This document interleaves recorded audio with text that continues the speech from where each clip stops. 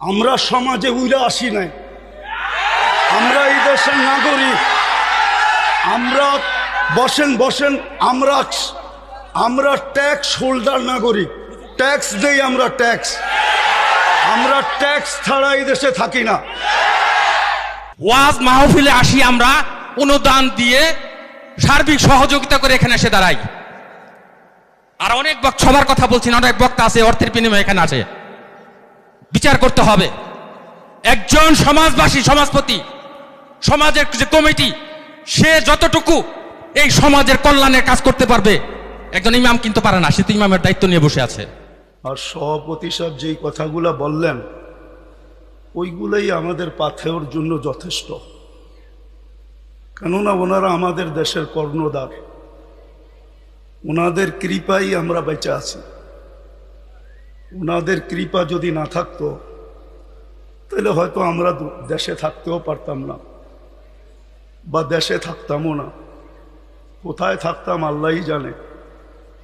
বিদায় আমি কথা লম্বা করতে চাইতেছি না, আমিও আপনাদের কাছ থেকে বিদায় নিতেছি। আমার পরে যেই বক্তা উনি আসবেন, আমি আপনাদের কাছে অনুরোধ রাখব যে আপনারা ওনার কথা শুনবেন এবং দোয়া পর্যন্ত বসবেন, তারপরে এটাকে পরিসমাপ্তি ঘটাবেন। বলে আমি আমার কথা শেষ করলাম। ওমা আলাইনা ইল্লাল বালাগ।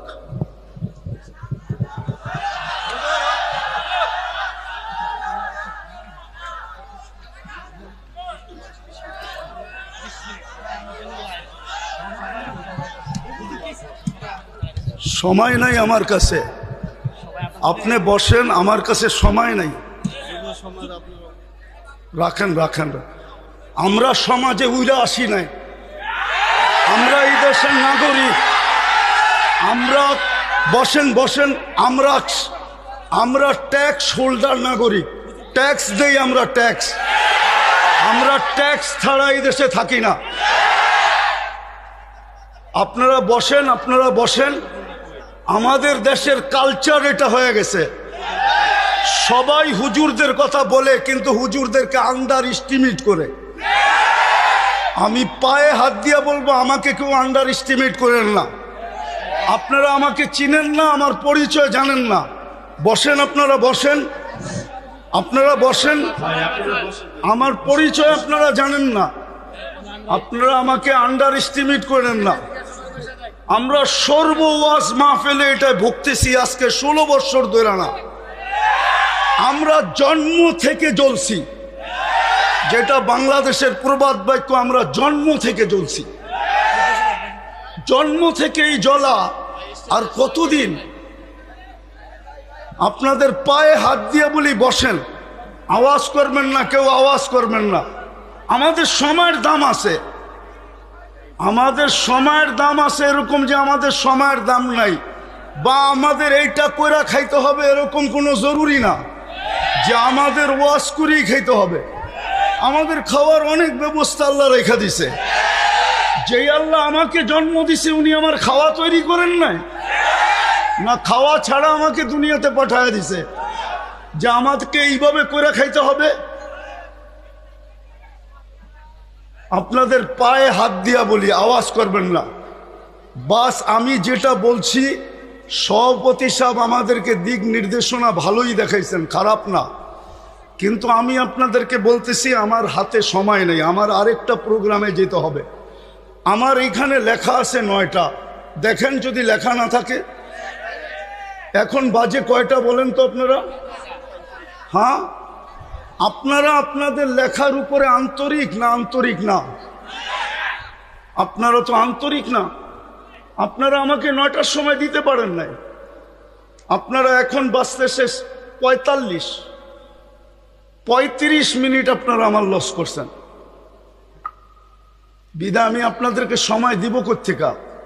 আমার তো ছিল 9টার থেকে আমি 10টা দিব আপনাদেরকে 1 ঘন্টা। আমার মিশনই তো এই যুবকদেরকে নিয়ে খেলা। আমি তো যুবকদেরকে নিয়েই খেলি, যুবকদেরকে তো আমরাই তৈরি করছি। আমি যদিও দেশের স্বাধীনতা দেখি নাই, আমি দেখব কোত্থেকে? ওই 4 তারিখের রাত্রে তো আমি ইংল্যান্ড থেকে কানাডায় যেতেছিলাম। আমি তো জমিনেই ছিলাম না, 39,000 ফিট উপরে ছিলাম। নামার পরে আমি শুনছি দেশ স্বাধীন হয়ে গেছে। ওই দিন থেকে আমার দিলে জন্ম নিছে। আর আমি জানি আমার দেশের যুবক নিয়ে কোথায় রিচার্জ চলতেছে।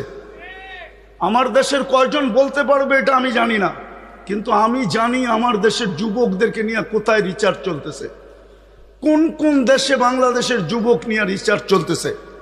যে একটা দিন ছিল স্বপ্নে ভাবতে পারতো না। স্বপ্নে যদি কেউ কাজ করা ভাবতো যে উনি স্বপ্নে ভাবতেছে ঘুমের ভিতরে যে কাজ করা ফেলবে, তো উঠা দেখছে হ্যান্ডকাপ নিয়ে দাঁড়ায় আছে। যদি জিজ্ঞাসা করে হ্যান্ডকাপ, বলে তুমি তো স্বপ্নে দেখতেছিল না সরকার কাজ করবা, আমরা টেকনোলজির মাধ্যমে জেনে ফেলছি, বিদায় তোমার হাতে হাত করি পড়াইতে চলে আসছি। আমার দেশের যুবকরা স্বাধীনতা আইনা দিছে। যুবকরা যদি না দাঁড়াইতো আরো 50 বছরের ভিতরে কারো স্বাধীনতার ক্ষমতা ছিল না। বিদায় আমার যুবকদেরকে নিয়ে কোথায় রিচার্জ চলতেছে আমি জানি। আমি জানি পেন্টাগনের কোন কামরায় রিচার্জ চলতেছে। পেন্টাগন চিনো তোমরা? হ্যাঁ, পেন্টাগন তো চিনো না, ঠিক না? কোন কামরায় পেন্টাগনে রিচার্জ চলতেছে বাংলাদেশের যুবক, এগুলা কি? বিদায় আমার মিশনই হলো যুবক নিয়ে খেলা। নাইলে আমি গত বছর এখানে আসছিলাম রাত্র 1টার সময়। আমি জানছি আমি এইখানে আসবো কয়টায় জানেন? 8টার সময় জানছি আমি এইখানে আসব। যদি আমি জানতাম তো আমি আসতাম না। কসম খোদার, আমাকে কেউ নিয়ে আসতে পারতো না। আমি জানছি 8টার সময় যে আমি এইখানে যেতেছি, কিন্তু আমি এর আগে জানতে ছিলাম আমি আরেকটা মার্কেট আছে ওইদিকে। কি মার্কেট জানি? সুলতান মার্কেট যাব, কিন্তু আমাকে বাইপাস করে এখানে নিয়ে আসছে। আমি জানলে আসতাম না, আমার আসার ইচ্ছা ছিল না। সময়টা অনেক চলে গেছে। মানুষের মেমোরির ভিতরে একটা জিনিস সেট থাকে, সেটটা নষ্ট হয়ে গেছে। এখন আপনাদেরকে আমি কি শোনাবো, কিন্তু এতটুক শোনাবো যুবকদেরকে, যৌবনের মূল্যায়ন করো। কেননা তোমার উপরে আল্লাহর বাজেট ব্যয় হইতেছে। আমাদের সবার উপরই আল্লাহর বাজেট ব্যয় হইতেছে।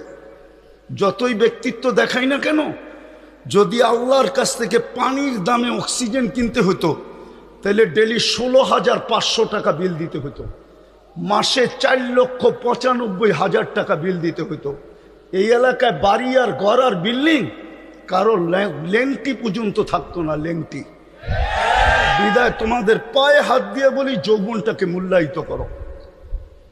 অমূল্য রত্ন আল্লাহ দিছেন। পুরুষকেও বলি পুরুষত্বের মূল্যায়ন করেন, মা বোনদেরকে বলি মাতৃত্বের মূল্যায়ন করেন। চলে যেতে হবে কালকে আল্লাহর কাছে। দুনিয়ায় কয়দিন? দুনিয়ার বাহাদুরি কয়দিন? হাতে আছে যতদিন, বা আপনি বাইচা আছেন যতদিন। নাইলে অতীতেই তো দেখতাম তেল মারতে মারতে মারতে মিডিয়ালারা তেলের দাম বাড়ায় দিছিল। বিনা তেলে কিভাবে পাকাইতে হয় এটা পত্রিকায় লিখতে শুরু করছে।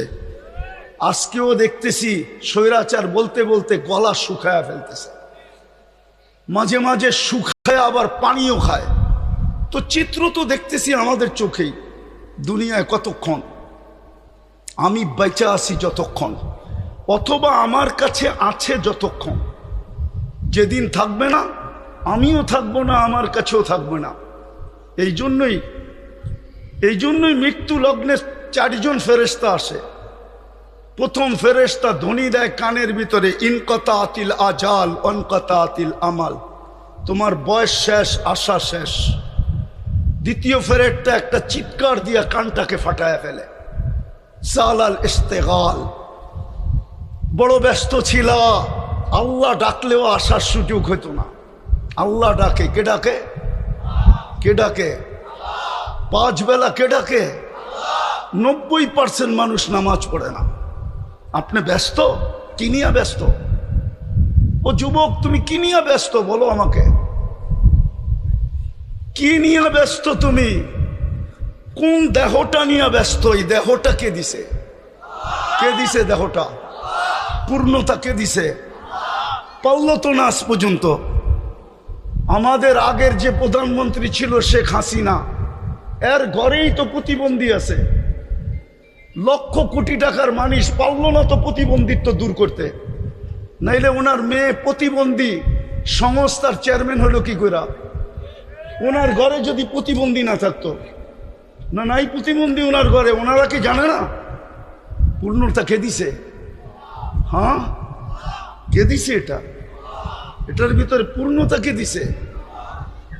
এক পানির দামে যদি অক্সিজেন কিনতে হতো, ডেলি 16,500 টাকা বিল দিতে হইতো। তুমি কত শ্রম দিতা যুবক বলো? কয় টাকা বেতন করতা? কয় টাকা কামাইতা ডেলি বলো? শ্রম কতটুক দিতা? 100 গাদার শ্রম দিলেও তো 16,500 টাকা অর্জন করা মনে হয় সম্ভব হতো না। কে বাজেট ব্যয় করে? আরে বলেন না জোরে।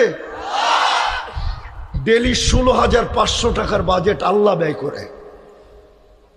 যদি জিব্বা স্বাদ চেক করে দেয় আমাদেরকে, যদি স্বাদ মেশিন দিয়ে চেক করতে হইতো তাইলে বোঝা যেত ঘরে আগে ফ্রিজ কিনে না মেশিন কিনে চেক করার মেশিন, স্বাদ চেক করার মেশিন।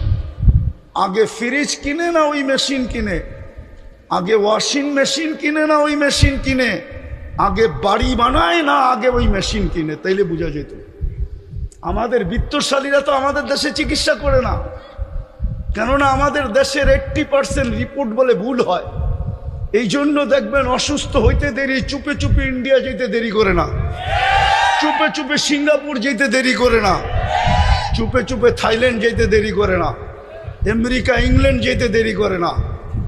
হইতে পারতো আপনি মেশিন কিনছেন বটে, কিন্তু আপনার মেশিন যদি ভুল রিপোর্ট দিত আপনি কি করতেন? তাইলে তো প্রতিদিন খাইতেন আর প্রতিদিন হাসপাতালে যেতেন। আজ পর্যন্ত তো আপনার জিব্বা ভুল রিপোর্ট দিল না। এই জন্যই তো আপনি বোঝেন না স্বাদ চেক করার কয় টাকা লাগে। এই জন্যই তো আপনি আর আমি চিন্তা করি না গ্রান চেক করতে কয় টাকা লাগে। এরকম এই শরীরটা খুইলা দেখানো যায় একটা একটা। 24 ঘন্টা আল্লাহটা বুক করি। এই জন্যই তো আল্লাহ এক জায়গায় বলছেন, আফা হাসিবতুম আন্নামা খালাকনাকুম আবাস, তোর ধারণা কি তুই অনর্থক সৃষ্টি? তো আরেক জায়গায় হাদিসের ভিতরে বলছেন, আতাইতু কাইনানে তানদুরু বিহা ওয়ালা উহাসিব, এটা কি তোর ধারণা যে চক্ষুটা দিলাম তুই সারাদিন দেখিস, এটা অনর্থক আর হিসাব নিব না? চক্ষুর ভিতরে কয়টা ক্যামেরা? 2 চোখে 26 কোটি ক্যামেরা।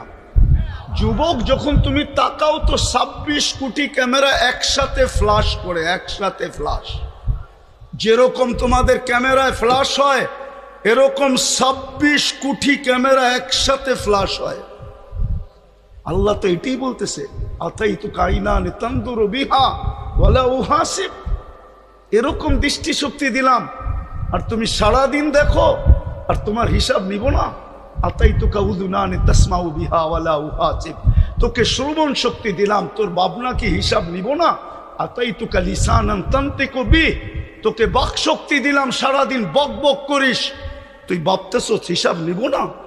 শুধু হিসাব নিব না, কোরআন বলতেছে ওয়া রাকিবুন আতীদ, মা মিন কওলিন ইল্লা লাদাইহি রাকিবুন আতীদ।